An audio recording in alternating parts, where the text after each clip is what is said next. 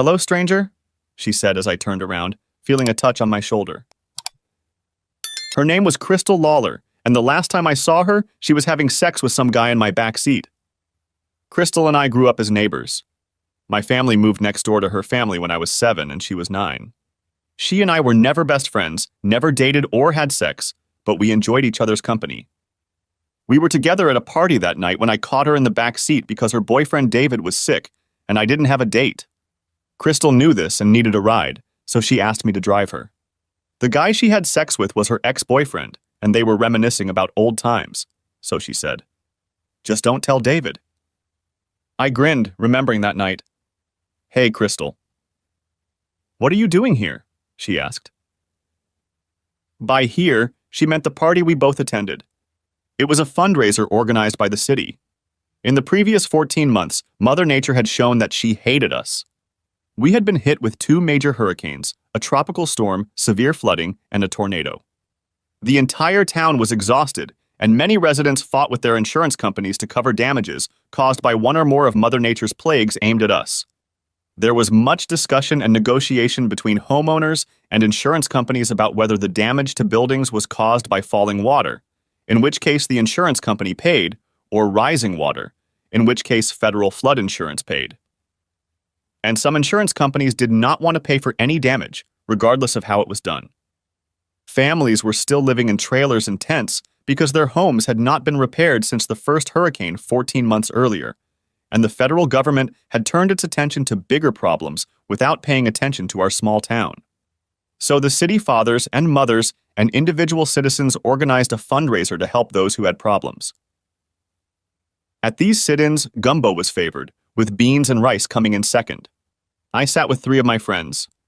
We all took our minds off of helping clean up wherever we were needed for the evening and enjoyed the fundraiser. The party was held at the largest park in town, on the shore of the lake. We were sitting at a picnic table enjoying some gumbo when I felt Crystal touch my shoulder. I introduced her to my friends, one of whom invited her to join us. She accepted, and for the next hour my friends individually and collectively tried to get her a date. She sat and laughed with us until she finished her beer and then moved on. No one said a word as we watched her. She through the crowd. When she was out of sight, my friends all started talking at once about how perfect she was. I decided not to say anything, and no one would have heard me, given the chatter of the other 3. Like most men's conversations about women, this one only lasted until another perfect ass floated by.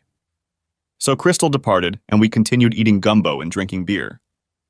We were just finishing up when the mayor spoke, congratulating us on our successes but begging us to do more. He was a good speaker, and by the time he was done, my friends and I had another beer and were about to get back to work, but stopped when we heard Zydeco music. For those of you who live north of Interstate 10 and who we think of as Yankees, Zydeco is music that originated in our part of the country thanks to the French Creoles, and it is a blend of blues, rhythm and blues, and music indigenous to Louisiana Creoles and Louisiana natives. There is little difference between Zydeco and Cajun music, and neither is easy to dance to, but a combination of one-step dancing and swaying is usually enough. It didn't take long for the 4 of us to find dance partners, and we joined dozens of other couples dancing on the grass. I use the term dancing loosely because, in addition to dancing being difficult as it was, dancing on the grass got even worse. As a result, dancing turned into swaying to the music, accompanied by periodic rubbing of bodies against each other. My dance partner was the daughter of one of our most successful attorneys. I had seen him on TV when he was advertising his practice. His commercials always ended with "Win with Wilson." I'd seen her around, but never talked to her until she asked me to dance at that picnic. We ended up spending the rest of the afternoon and evening together. All thoughts of going back to work faded away when she turned her back to me while dancing and I watched her sway. Her name was Lauren. She and I were the same age, both graduated from the local university the same year, but we had never met. She worked as a secretary in her father's office, and I taught history and math to some of the smartest high school students in America, and some of the ones who weren't capable of learning even if you pounded it into them. The party dragged on into the night, and Lauren and I were among the last to leave. We arrived in separate cars and left that way, but the date was set for the following Friday. It's amazing how things work out. I rarely saw Lauren before the party, but the following week I saw her 3 times. The party was on Saturday. The first time I saw her was the next day at the mall when she was walking with a guy. It was normal.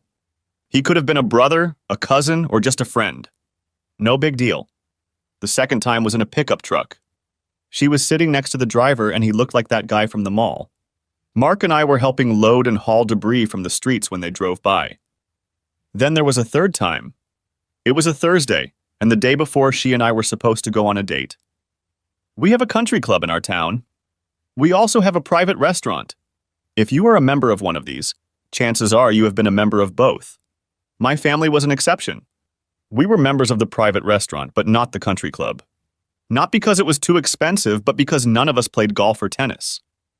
However, we loved to eat good food, and both clubs were reciprocal when it came to catering. So I celebrated my mom's birthday at the country club with my parents, sister, and a few close friends and relatives. Our private dining room adjoined the dance floor, and we were halfway through dinner when I had to pee and saw Lauren dancing with a man. It wouldn't have been anything if it weren't for the fact that I had invited her to have dinner with us that night, and she said she couldn't because she was having dinner with two of her girlfriends. I watched them dance, and the intimacy, including long kisses and wandering hands, indicated that this wasn't a first date. I knew this man. He was the coach of my high school's soccer team. He wasn't a teacher, but he owned the biggest pizza place in town. He and I weren't close, but we knew each other. I couldn't help but glance at them occasionally. As far as I could tell, they didn't see me, or if they did, they didn't make any sign of it. We finished the party and left. In my apartment, I pondered whether I wanted to go on a date with someone who was so obviously close to someone else and who had lied to me. At the same time, if she was intimate with one man, why would she agree to go on a date with another? I was perplexed. The next day at school, I decided to look for Coach. I saw him in the hallway. "Hey, Tom. I saw you at the club last night. Isn't that Lauren Richard you were with?" In Cajun country, Richard is pronounced Richard. "Yes. Do you know her?" "Hardly. Are you two serious?" "I think I do. We've been dating for 7 months." "Good for you. See you later." And I left. Our date was set for that night, but there was no way I wanted to go out with her, knowing that she was seeing someone else on a regular basis. Perhaps the seriousness was only on Tom's part, but regardless, I felt uneasy. So I called her. "Hello, Jackson," she said. "My name is Jackson Hebert, pronounced A-Bear in Cajun country. I was just thinking about you." "I've been thinking about you too," I objected. "I think we should cancel tonight." "Why? Are you okay?" I decided that the meeting with Maul was not worth mentioning, so I got right to the point. "You may recall that I invited you to have dinner with me and my family last night." "True, but I couldn't." "That's right. Then I saw you dancing." "Oh, that was Tom. It's no big deal. We've known each other forever." "That's a good thing. Old friends are good. It's like having old girlfriends." "What do your old girlfriends have to do with this?" "I'm not talking about my old girlfriends. I'm talking about yours." "What do you mean?" "You said you can't come to dinner with us because you're going with two girlfriends." "Yes, it was. And then we ran into Tom. I saw them when they weren't dancing yet and they were sitting at a table for two. Where were your girlfriends sitting?" "What do you mean?" "You know what I mean. You lied to me about last night, and I don't date liars. Goodbye."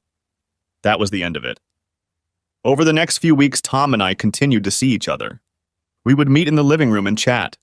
Lauren never became a topic of conversation until one Friday afternoon when Tom seemed a little depressed. "Is something wrong?" I asked. "Not really. I had a date, but she canceled it, and now I have nothing to do tonight." "That's too bad." "Why did she cancel?" "She's going out with her girlfriends for a bachelorette party." "That's too bad. Are you still seeing Lauren?" "Yeah. She's the one who blew off the date." "Well, I'm sure you'll find something to do." I went back to class. That evening, my best friend Mark and I went to one of our 3 casinos to play blackjack. We didn't do it often, but when we did, it was fun. I raised about $60 when I felt a touch on my shoulder. I turned around, Crystal and Lauren were standing there. "Hey, stranger," Crystal said. "I always seem to be tapping you on the shoulder." "Looks like it." "I understand you know my friend Lauren." "Indeed I do." "How are you doing, Lauren?" "I'm fine." "And how are you?" "I'm fine." "Do you have a minute to chat?"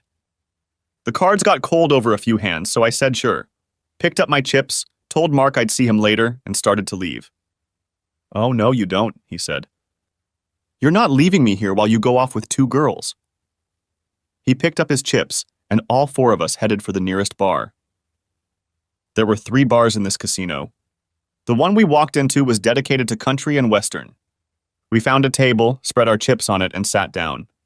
No sooner were we seated than the serving lady asked what we wanted, and we placed our order. Crystal asked Mark to dance, and Lauren and I sat down. We all ordered a beer, and it was already on the table as Lauren and I sat down. The service was very quick. We both took a sip and looked at each other. "I lied to you," she said. "I lied to you. And I'm sorry." I looked at her.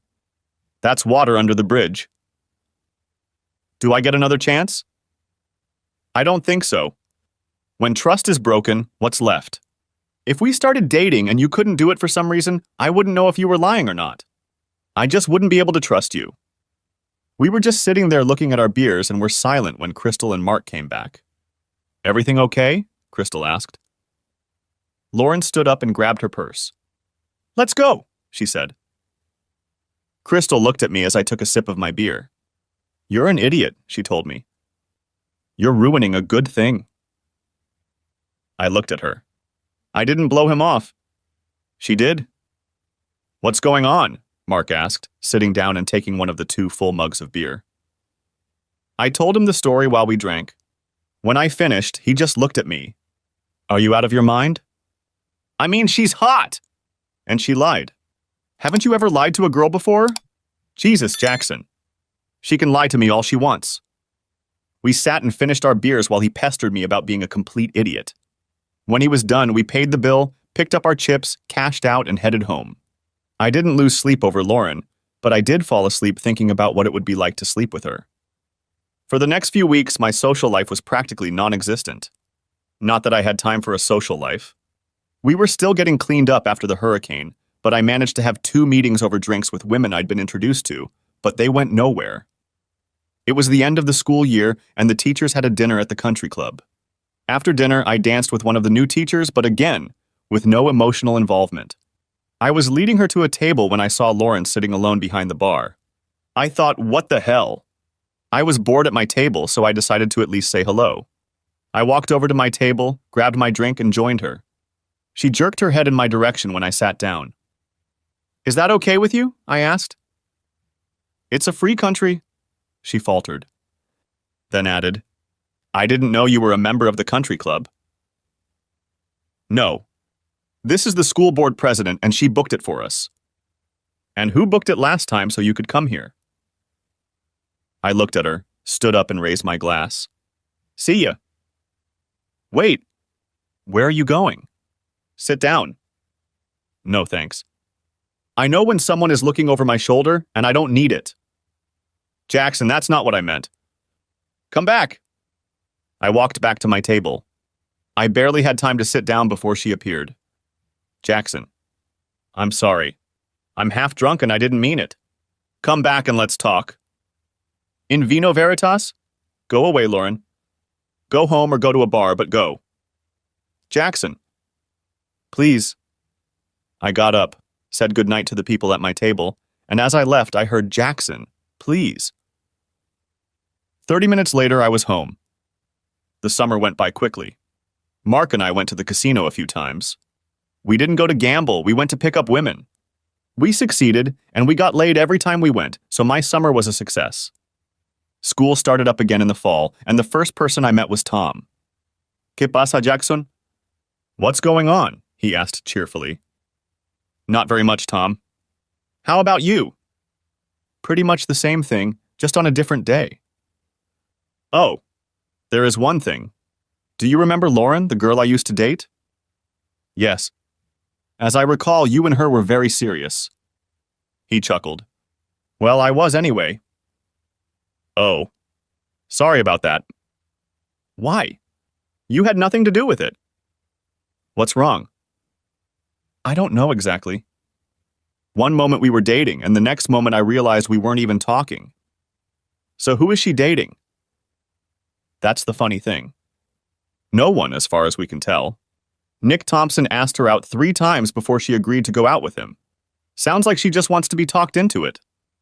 Our school had a new music teacher. She was hired from the north and was new to the south.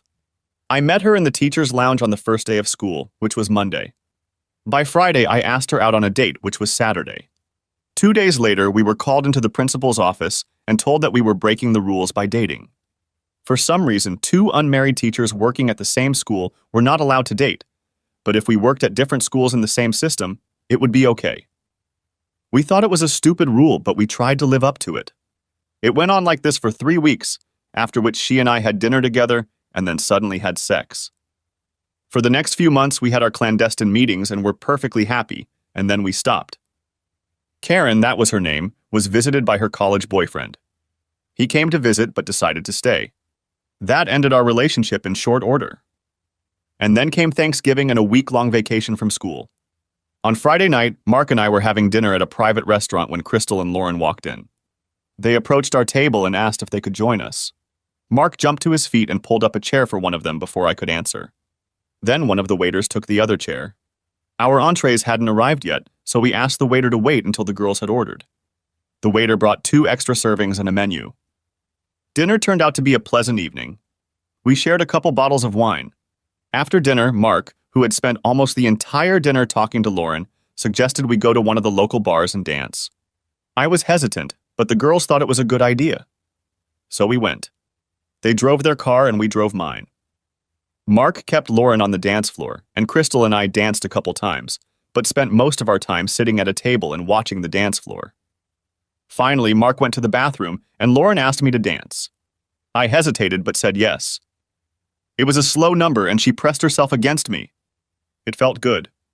Then she threw her head back, looked at me, and said, "We've never had a real date, have we?" No. And that's my fault, isn't it? Because I lied to you. That's right. Can we start over? I just looked at her and asked why. At that moment, the music stopped. We stood there looking at each other. Remember the other time we danced? Yes. It was the night you asked me out. Yes, it is. That night I felt something. Something I had never felt before. It was like a connection, and I wanted more. However, the next week I saw you with some other guys. With one of them the night before we were supposed to go out. Then I lied. Yes, it is. I can't explain it. I wanted to go out with you, but I lied. I guess I was afraid. What? I don't know. We were still standing on the dance floor looking at each other, and the whole room was looking at us. Then the music started up again, and we started dancing and talking. Then you were very indulgent that night at the country club. I was drunk. You can't blame me for that. She stopped dancing and looked at me. I've lied and acted like a snob before, but I've never felt bad about it until now. It's all about you. There's something about you that makes me feel like I don't know how I feel anymore. One night with you and everything changed. What's different? Better? Worse? I don't know. I feel guilty and sad, but I know it will get better because you will make it better. I didn't know what to say, so I stayed silent. We finished the dance in silence and walked back to our table. Mark and Crystal were sitting there talking. Mark, I think it's time to go, I said. He looked at Crystal. Are you ready to go? He'd been dancing with Lauren for most of the time we'd been there. I wondered if he remembered what he'd said when I told him she'd lied, something about sex. In the short time Lauren and I were on the dance floor, Crystal seemed to have gotten his attention. Not really. Lauren, are you ready? I think so. Then she looked at me. If it's okay, I'll go with you and these 2 can stay. I looked at Mark and he shook his head vigorously. Yes. Yes. That's good. Crystal can take me home. Right, Crystal? Sure. And she smiled at Mark, who smiled back. Okay. Ready? I asked Lauren. She nodded, grabbed her purse, and we left. In the car, she told me where she lived, and I went there. We did not speak the whole way.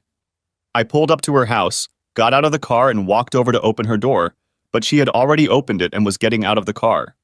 I walked her to the door while she got her keys out. At the door, she unlocked and opened it. Good night, I said. Good night. Thanks for the ride. You're welcome. I started to walk away. Jackson? Yeah? Will you have dinner with me tomorrow?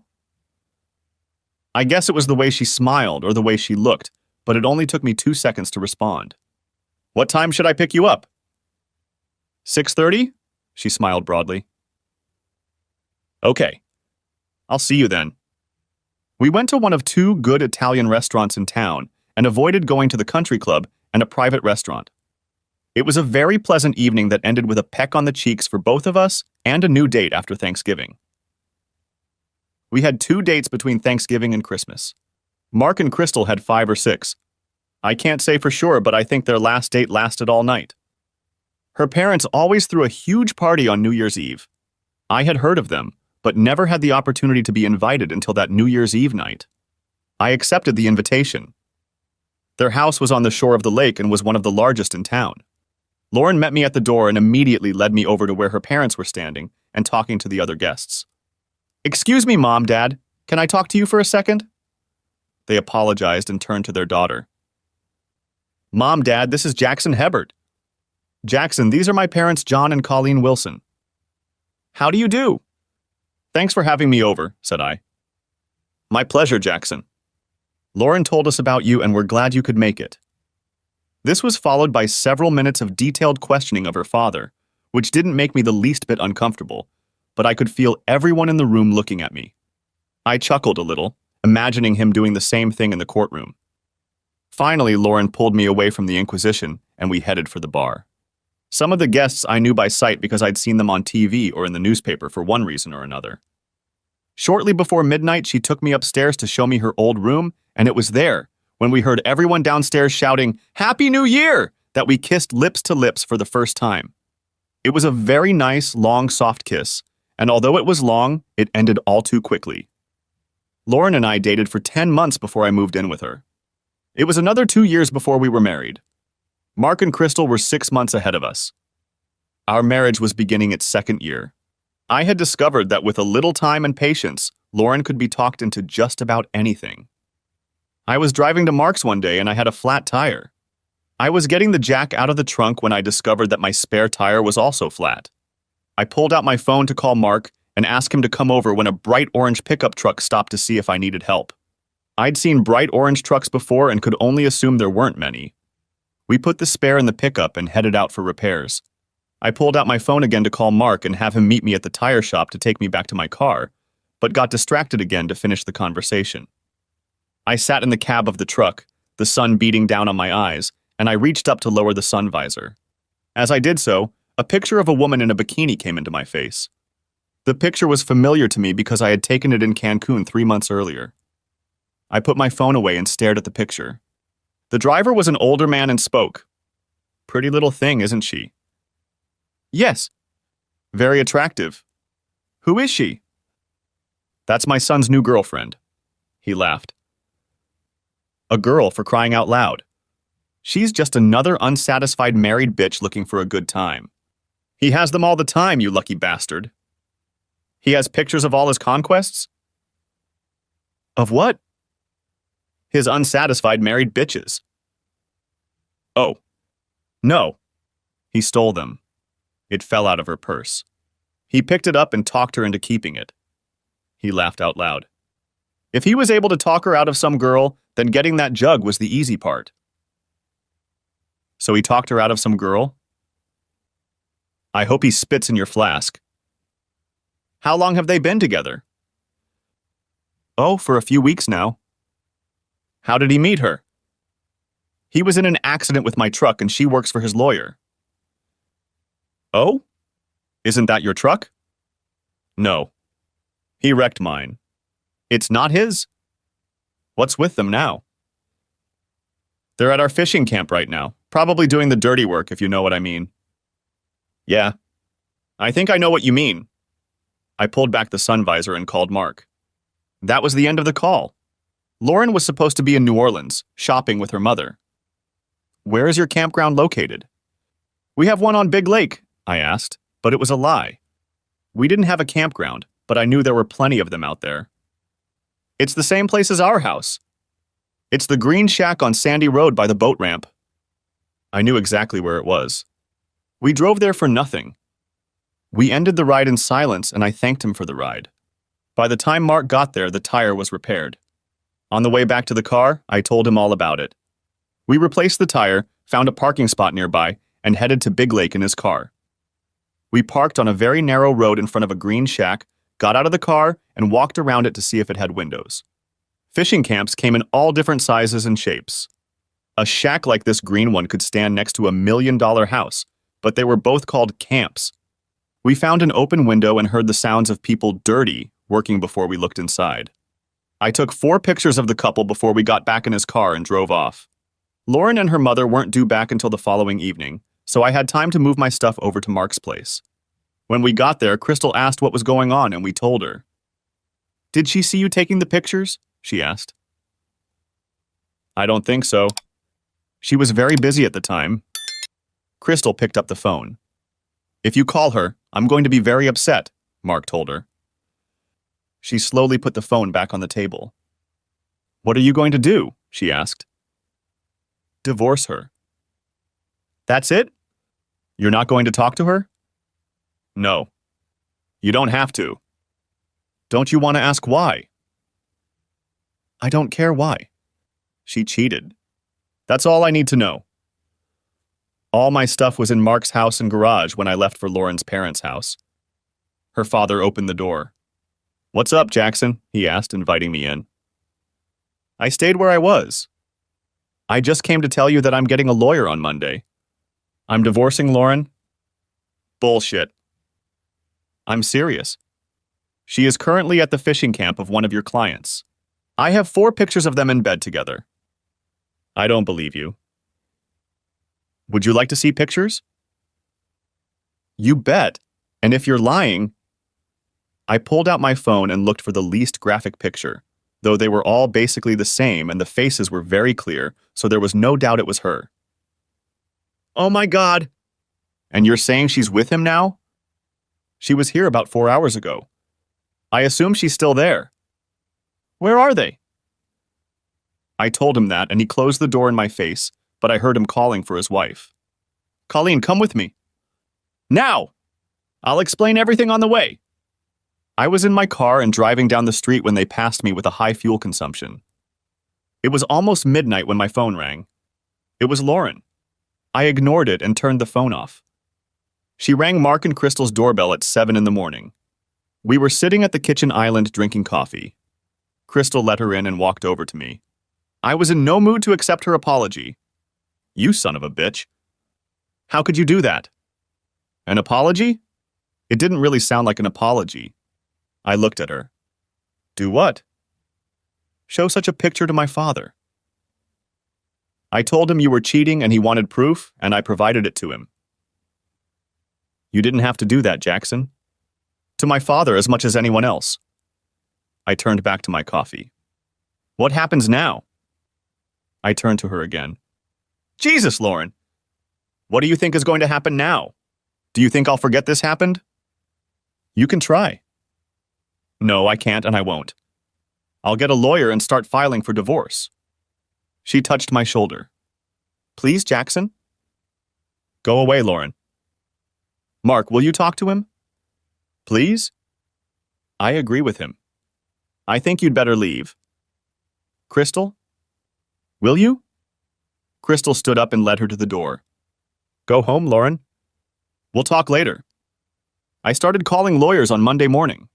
I was in school, so I didn't have much time, but by the end of class on Tuesday, I had already made an appointment. I interviewed 3 lawyers that week, and I didn't like any of them. Lauren made no attempt to contact me, although she and Crystal spoke several times. According to Lauren, she met this guy at her father's office when he came in to talk about the accident he was in. The accident was not his fault, so he sued the other party. He was a slick-talking good old Southern guy and chatted up Lauren every time he came over, was funny, friendly, persuasive, and didn't take no for an answer when he asked her out. Eventually, one day she agreed to have a drink after work. That one time turned into 4, and those turned into 2 visits to his fishing camp. She stated to Crystal that she wasn't unhappy with our marriage. It was just that the guy wore her down and talked her into it. She didn't make any excuses except that she'd fallen for his bullshit. When I heard that, I thought this guy would make one hell of a salesman. And that plus the fact that Lauren could be talked into anything under the right circumstances. When Crystal was asked if she had ever cheated before, she said she hadn't. I finally found a lawyer I liked and the divorce went smoothly. I walked away without having to pay her anything, plus I got half of her house, which I took. Apparently her parents wouldn't give her money for my share, so she had to sell it. Her selling it didn't bother me one bit. I was able to buy my own house with my share.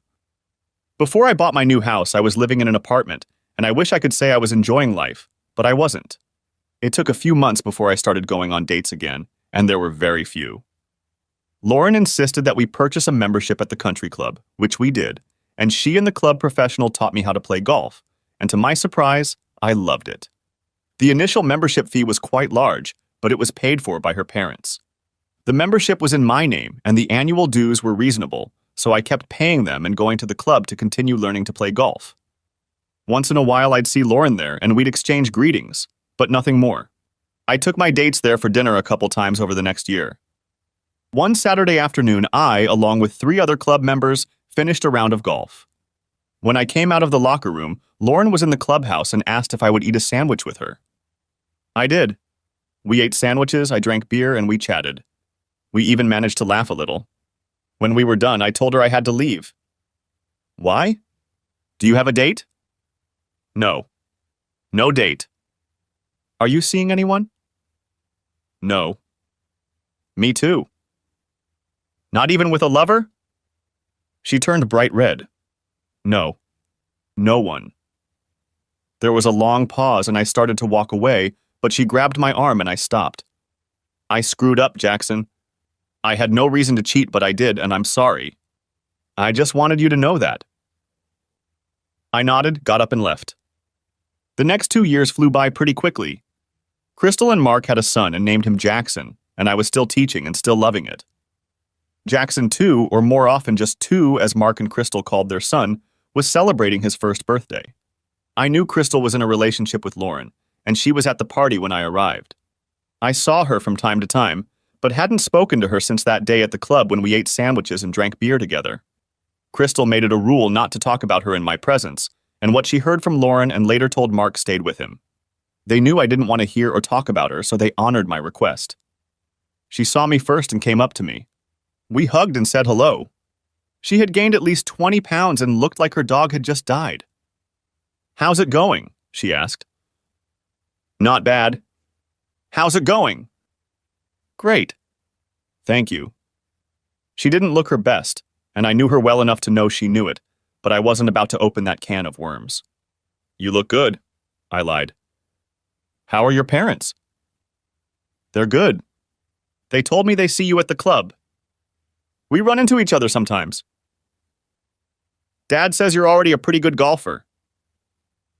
When there is a tournament, the results are posted for all to see. Over the past couple of years, my score has been steadily improving. Yes. I'm very pleased.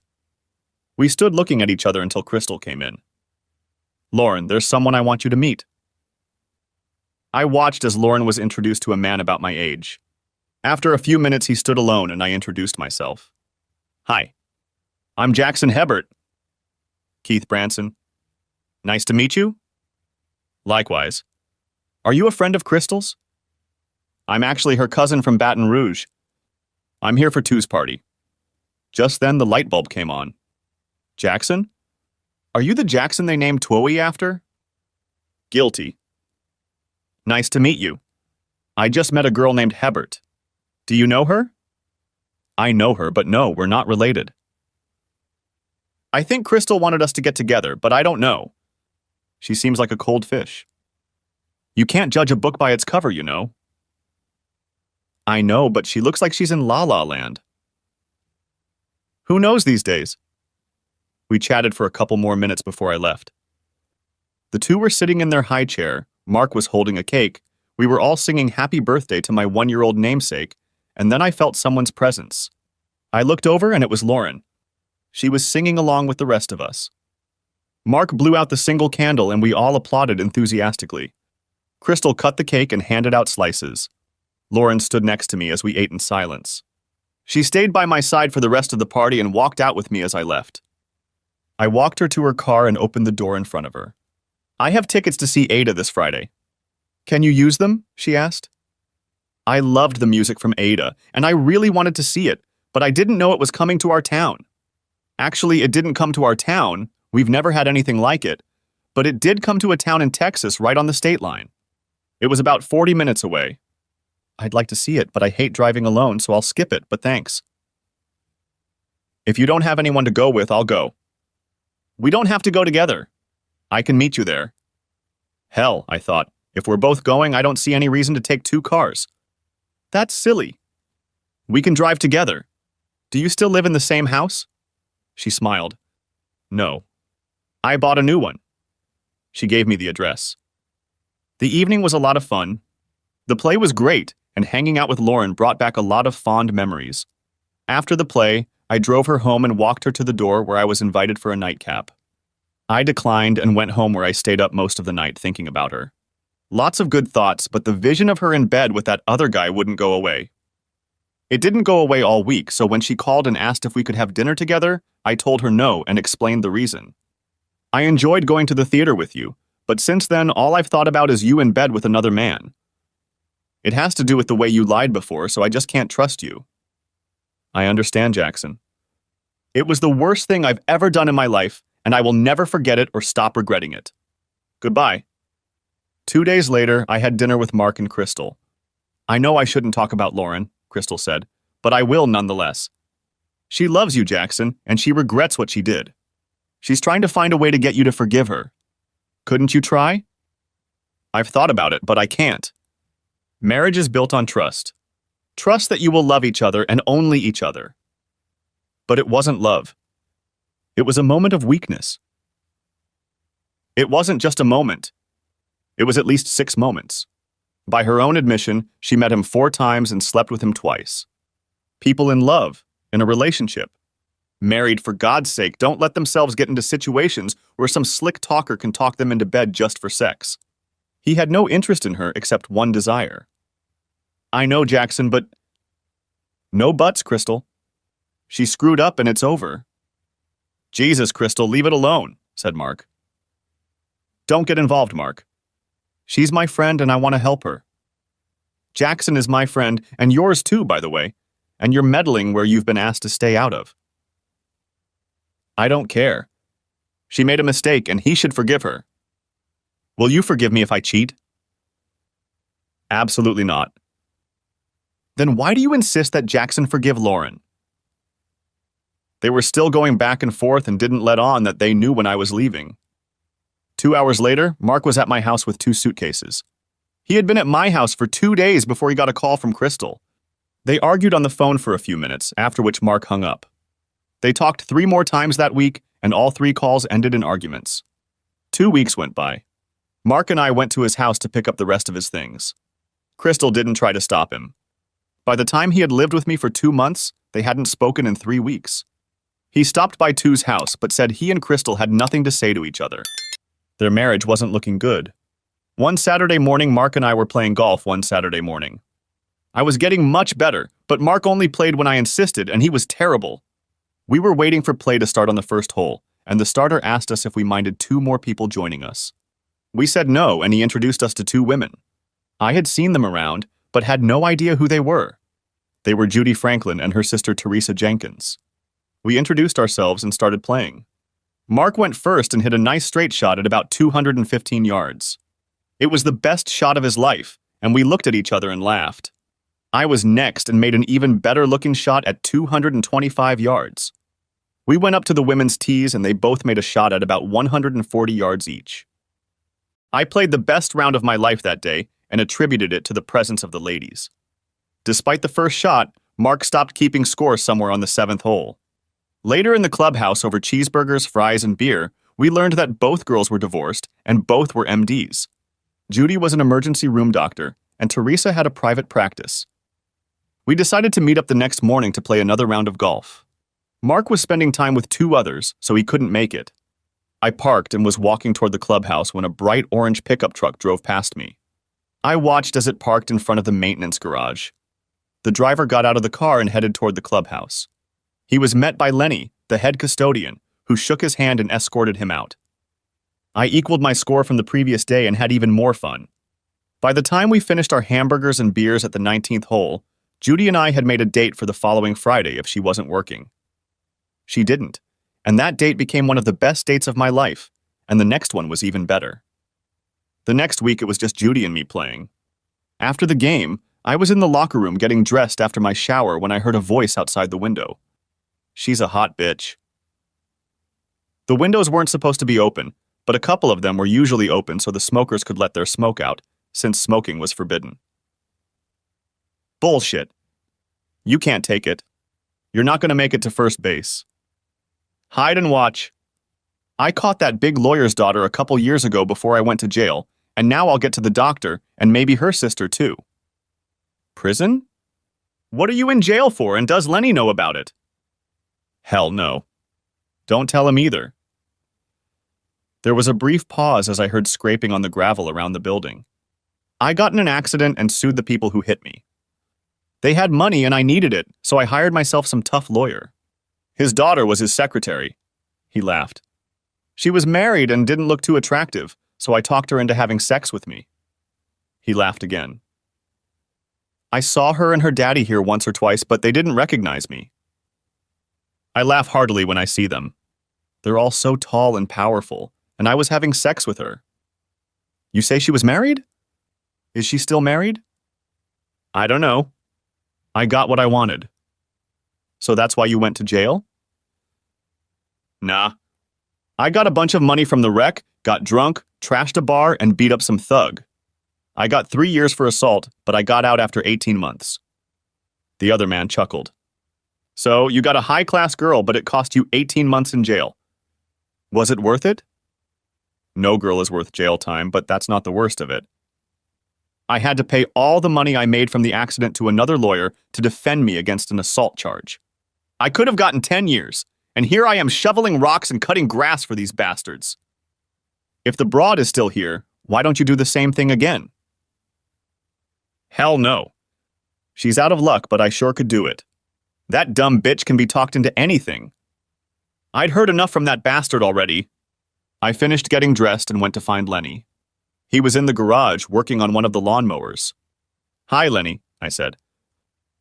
Hello, Mr. Hebert. What can I do for you? Are you aware that the new caretaker went to jail? No, sir.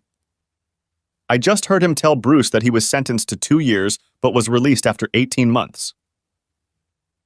What did he go to jail for? Did he say? It doesn't matter. We don't hire criminals. He lied on his application. That's what I thought. He said he got drunk and attacked some guy. Jesus. That's all we need. A convicted felon assaulted a club member. Thank you, Mr. Hebert. He'll be gone in 15 minutes. A short time later, I was sitting with Judy and saw his bright orange truck rushing down the driveway. He turned onto the road and rushed forward. A couple seconds later, I saw the blue lights of a police cruiser coming after him. I laughed out loud.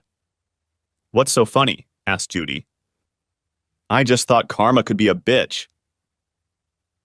I enjoyed my Reuben sandwich and beer, probably better than I should have. I found out later that when Lenny fired him, he pushed Lenny, so he's going back to jail for parole violation. Plus, he's going to be prosecuted for assaulting Lenny. God bless that karma. Somewhere in there, Mark was offered a promotion if he moved to Houston. He and Crystal were still not in touch, so he accepted the promotion. Shortly after he moved, she came over and wanted to talk to him. She cried when I told her he had left and called him. The next weekend he came home, they reconciled, and she and her 2 kids moved to Houston. 2 months after our first date, Judy and I had a good time. 6 months after that, she sold her house and moved in with me. A year later, we were married and had a reception at the country club. I had just used the men's room and was on my way back to the reception when I met Lauren in the hallway. "Are you happy?" she asked. "Yes, very much so," I replied. "I'm happy for you." It was a long time before I saw her again, and in a small town like ours, that was almost impossible. I happened to walk into her father's office to pick up a document for a friend of mine. She was still the receptionist, and on her desk hung a sign, Mrs. Habert. We said hello, she handed me the paperwork, and I left. Over the next 10 years, Judy and I had 3 children, and she and her sister Teresa started working together. I am still a teacher, and I still love it. Mark and Crystal still live in Houston and have 2 children. Lauren's father threw a retirement party at the club. I wasn't invited, but Judy and I had dinner there that night. He saw me and came over. "I'm sorry things didn't work out with you and Lauren." "Maybe it's for the best," I told him. "Sometimes I think I did, and sometimes I'm not sure." "I don't know if you know this, but she lives with her husband in Wyoming now. They have a ranch there, and they seem to like it, but we wish she were closer to us. Isn't the most important thing for her to be happy? By staying here, she could constantly remind herself of the things she doesn't want to remember. We've come to that conclusion, so we'll live with it and visit her as often as we can." We shook hands and he went back to his party, and I went back to the love of my life. Reaching our table, I leaned over and kissed her. She smiled. "That was really sweet, but what was that for?" I kissed her again, softer and slower. "For letting me love you."